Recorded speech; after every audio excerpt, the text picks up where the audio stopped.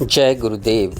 सूत्र समाधि सिद्धि ईश्वर प्रणिधानात्। ईश्वर प्रणिधान से समाधि सिद्ध होती है।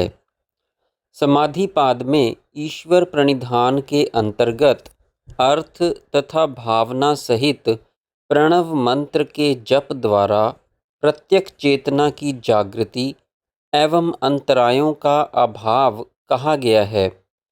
फिर तप स्वाध्याय सहित साधन पाद के आरंभ में ईश्वर प्रणिधान का फल समाधि की भावना तथा क्लेशों का तनु होना कहा गया है।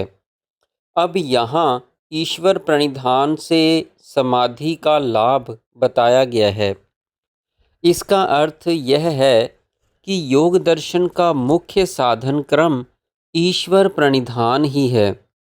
यदि कोई यह शंका करे कि यदि ईश्वर प्रणिधान से ही समाधि की सिद्धि होती है तो बाकी के 7 अंग बताने की क्या आवश्यकता थी, तो यह शंका उचित ही है। योग के 8 अंग तभी फलीभूत होते हैं जब ईश्वर प्रणिधान की स्थिति उपस्थित हो जाती है। जागृति से पूर्व ये 8 अंग प्रयत्न पूर्वक किए जाते हैं, किंतु जागृति के पश्चात ये 8 साधन में घटित होने वाली विभिन्न स्थितियां हैं। जैसे ध्यान प्रयत्न पूर्वक भी किया जाता है तथा जागृति के पश्चात क्रिया रूप में घटित भी होता है। यही अवस्था बाकी सभी अंगों की भी है।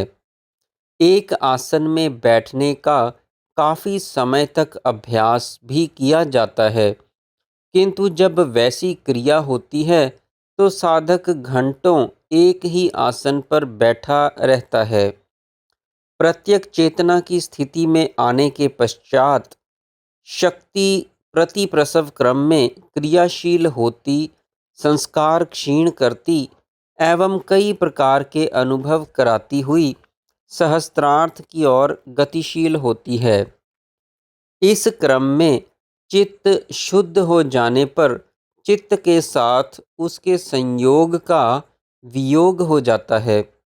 यह वियोग प्रत्यक्ष चेतना हुए बिना संभव नहीं, अर्थात ईश्वर प्रणिधान आवश्यक है, अन्यथा साधक अभ्यास के द्वारा अस्थायी संप्रज्ञात पर जाकर ठहर जाएगा। असंप्रज्ञात के लिए चित्त एवं चैतन्य का तादात्म्य टूटना आवश्यक है। तादात्म्य टूट जाने पर शक्ति अपने उद्गम स्थान आत्मा में विलीन हो जाती है, जगत विलीन हो जाता है। यही कैवल्य अथवा निर्बीज असंप्रज्ञात है, जो योग का चरम लक्ष्य है। इस प्रकार मुख्य साधन तो ईश्वर प्रणिधान ही है, बाकी केवल उसके सहायक हैं। यम नियमों का विषय यहाँ समाप्त हुआ। देखा जाए तो यम नियम ही योग हैं। यम नियम की पुष्टि के लिए बाकी साधन हैं। यह नियम बहिरंग साधन भी हैं तथा अंतरंग भी। ईश्वर प्रणिधान इन्हीं के अंतर्गत है। शक्ति का बहिर्मुखी प्रवाह जब तक बंद नहीं होता, यह बहिरंग ही है। जागृति एवं अंतर क्रिया आरंभ होने पर यही अंतरंग है तथा शक्ति के आत्मा में विलीन होने पर यही साध्य है। यम नियम के बाकी सभी अंग संस्कार संचय रोकने के लिए हैं। जब तक संचय नहीं रुकता, उन्नति संभव नहीं। प्राय साधक साधन में रुचि रखते हुए भी यम नियमों की ओर से उदासीन रहते हैं, जिससे साधन करने पर भी उन्नति नहीं कर पाते। अब अष्टांग योग के अगले अंग आसन का रूप बताते हैं। सूत्र स्थिर सुखम आसनम। साधन काल में स्थिरता से सुखपूर्वक जैसे बहुत समय तक बैठा जा सके, वह आसन है। जिस भी ढंग से लंबे समय तक बैठा जा सके, वह आसन है। जिस प्रकार बैठा जाता है तथा जिस पर बैठा जाता है, दोनों स्थिर एवं सुखकर होने चाहिए।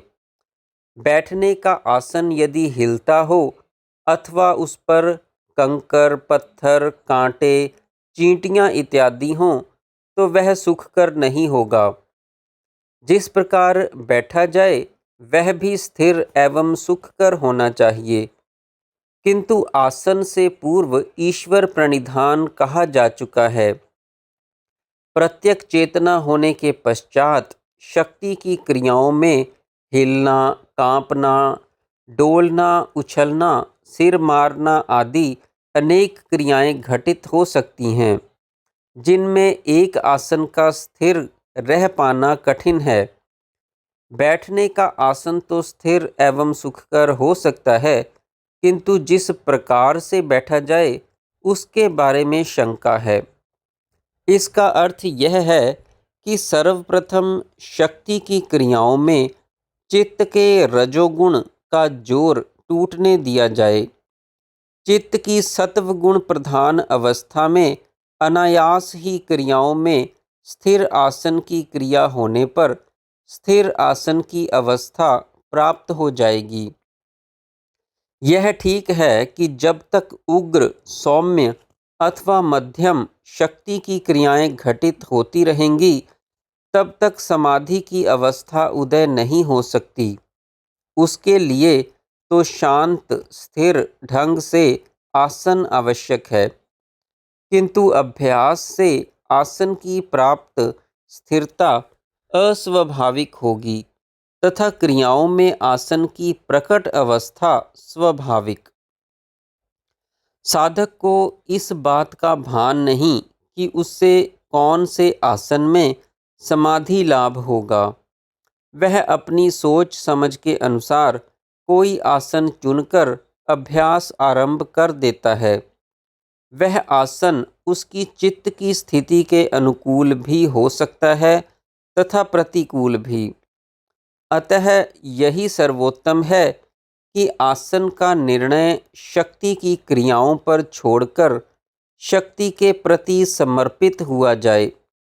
वह अपने आप यथा उसके आसन की चित्त के अनुकूल स्थिरता प्रदान कर देगी। योग मार्ग में कई प्रकार के आसनों का उल्लेख है, किंतु वे एक योग विशेष के अंतर्गत हैं, जिसे हठ योग कहा जाता है। उसके प्रमाणिक ग्रंथ हठ योग प्रदीपिका, शिव संहिता, घेरंड संहिता इत्यादि हैं। योग दर्शन की साधन प्रणाली में यदि उन आसनों की आवश्यकता होती तो कुछ न कुछ उल्लेख अवश्य होता, किंतु योग सूत्रकार ने स्थिरम सुखम आसनम कहकर विषय समाप्त कर दिया तथा किसी भी आसन विशेष का नाम कहीं नहीं लिया। हम कह रहे थे कि हठ योग भी योग साधना के ही अंतर्गत एक स्वतंत्र, भिन्न, शास्त्रीय एवं वैज्ञानिक साधन प्रणाली है, जिसमें आसनों, प्राणायाम तथा मंत्र शक्ति के सहारे कुंडलिनी को जागृत किया जाता है। योग दर्शन के शक्ति जागृति के अपने भिन्न उपाय हैं, जिनमें से प्रणव जप एवं गुरु कृपा मुख्य हैं। अतः यहाँ पर आसन को भिन्न अर्थ तथा रूप में भिन्न उद्देश्य से ग्रहण किया गया है। वैसे कोई स्वास्थ्य रक्षा के लिए हठ योग के आसनों का अभ्यास करना चाहे तो कोई आपत्ति नहीं। बैठने का आसन स्थिर एवं सुखकर का अर्थ यह है कि यदि साधक जमीन पर बैठकर साधन करता है तो जमीन तो स्थिर होगी ही, किंतु यदि किसी चौकी इत्यादि का प्रयोग करता है तो वह स्थिर होनी चाहिए। आसन की भूमि समतल, कंकर पत्थरों से साफ, चींटी, खटमल, पिस्सू इत्यादि ना होना, आसन सूखा हो, गीला नहीं, ना गर्मी हो न सर्दी, हिंसक पशुओं के भय से मुक्त, यदि नदी का किनारा हो तो पानी से दूर, यदि आग जल रही हो तो आग से परे। ऐसे स्थिर एवं सुखकर आसन पर बैठकर साधन आरंभ किया जाए। साधन के लिए कोई नियत आसन नहीं है। जैसे भी आराम से साधक बैठ सके वही आसन उसके लिए सर्वोत्तम है।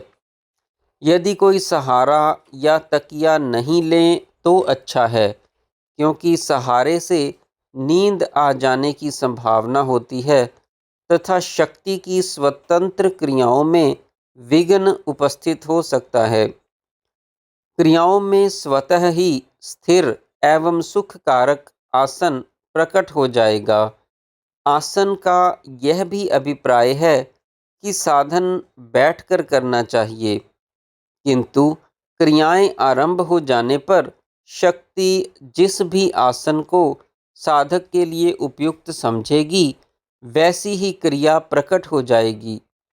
क्रियाएं तो खड़े होकर, लेटकर, चलकर या किसी विशेष आसन में सभी प्रकार से हो सकती हैं। जय गुरुदेव।